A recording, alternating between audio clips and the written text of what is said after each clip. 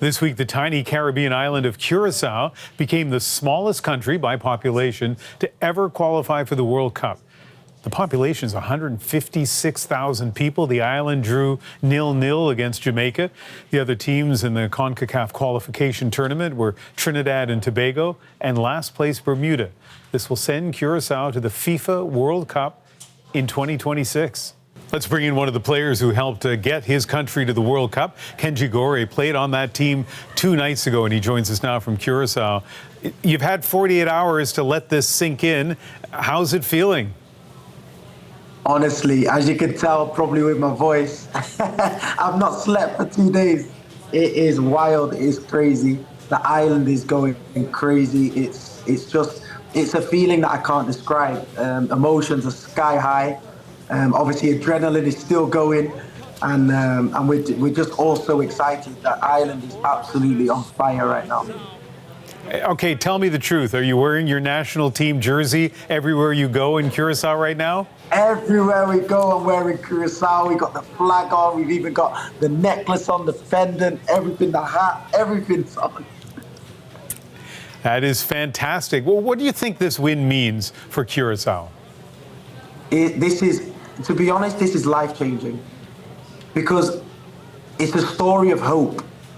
You know, when we look at Curaçao being the smallest ever nation to qualify for a World Cup, this is the pinnacle of football. This is the biggest stage that you can reach as a footballer.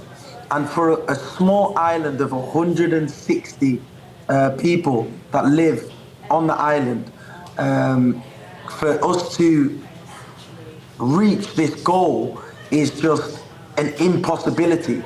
And now we have just made the impossible possible. So the young guys with dreams, people with goals that want to desire to make something of their life, this is giving them hope, you know, that it's possible. With belief, with hard work, with commitment and unity, anything is possible with God, you know, and that's what we've shown with what we've done. We've really brought faith and hope to another level. I kind of feel like your story and the story of a lot of other players kind of embodies the story of Curaçao. You are from Europe originally, and so are a bunch of the other players. Your mother's from Curaçao. I assume that that's an advantage for the team.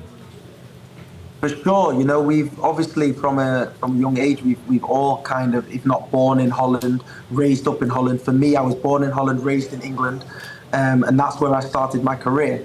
And we've all started our career in Europe, basically. And, you know, we have the foundations of top flight football. And I think for us, right now, we all have a flavor of Curaçao in us. You know, our roots are from Curaçao. And when that comes together, and when you come to the island and you start to understand the people and understand where you come from and what that means to them, you know, I joined the team 6 years ago, and from that time to where we are now, there's so much that has happened, and it's only brought the team stronger together, more powerful to reach this goal. It only came from that unity of us coming together strong, because strong. Adding to the sort of beauty of this story for you is your dad is one of the coaches. What a thrill that must be for both of you.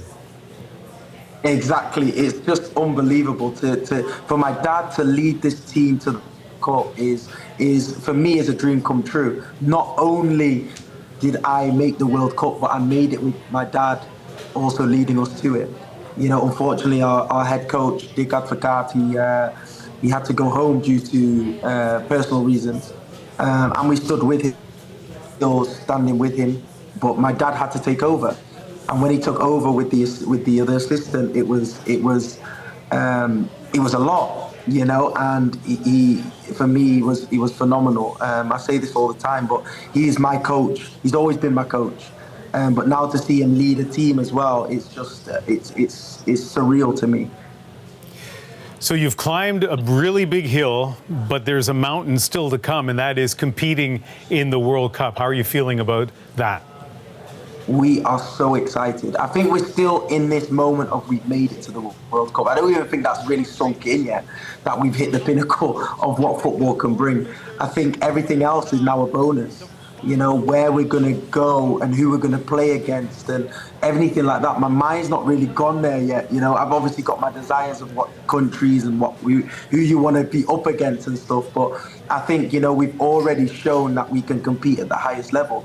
We've already shown that we can, you know, that we showed our character through games and stuff like that. So, and also through the Gold Cup, we've shown, you know, against Canada, against USA of what we can do and what we can bring. So I think, you know, with this, it's only made us better. It's only made us stronger, and there's no limit to this team. You know, I'm just so proud of everyone and everyone involved. Kenji Gorré plays on the Curaçao national team, is about to play in the World Cup. Your enthusiasm is fantastic. Kenji, thank you very much for speaking with us. Thank you very much. Thank you very much for having me. God bless you all.